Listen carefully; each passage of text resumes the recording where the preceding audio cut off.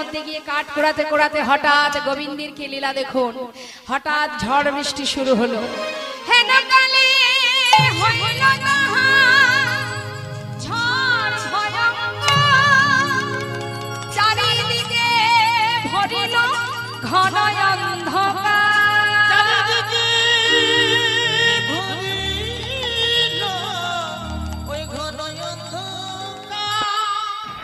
দেখতে দেখতে যেই না অন্ধকার হয়ে গেল বাবা, দুজন দুজনকে আর খুঁজে পাচ্ছে না, একে অপরকে ডাকছে সুদামা।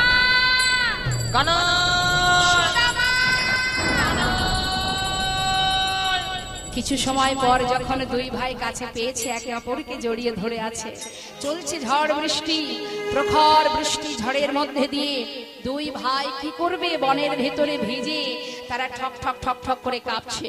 বৃষ্টি বন্ধ না হলে যাবে কি করে, তাই দুইজনে বসে আছে একটা গাছে উঠে। এখন যে গাছে উঠে বসে আছে দুই ভাই, একজন বসেছে উপরে, একজন নিচে। নিচে আছেন গোবিন্দ, উপরে সুদামা। হঠাৎ খিদে পেয়ে গেছে, মা যে ছোলা পাঠিয়েছিল তাহলে একটু ছোলা খাই, এই ভেবে যেই না ছোলা খেতে যাবে, কানার কথা মনে পড়ে গেছে। চিন্তা করছে কানাইকে না দিয়ে খাবো কি করে, গুরুমা বলেছে যে।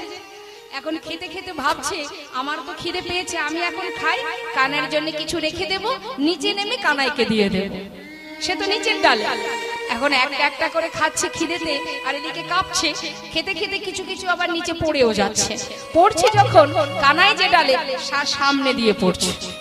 কানাই দেখছে যে ছোলা পড়ছে মানে সুদামা ছোলা খাচ্ছে।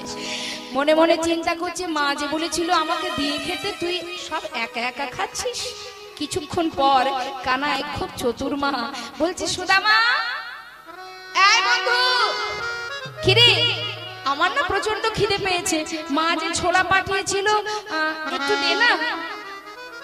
সুদামা বলছে দাঁড়া কানাই। এই বলে যেই না আঁচলের দিকে তাকিয়েছে, দেখছে একটা ছোলা নেই। ওই যে কিছু খেয়েছে, কিছু পড়ে গেছে, আর যে কাছে নেই সেদিকে খেয়াল নেই। কিছুক্ষণ পরে চিন্তা করছি এখন আমি ওকে বলবোটা কি বলবো, আমি আর তো ছোলা নেই, আমি যে খেলাম আমি ওকে বলবো কি।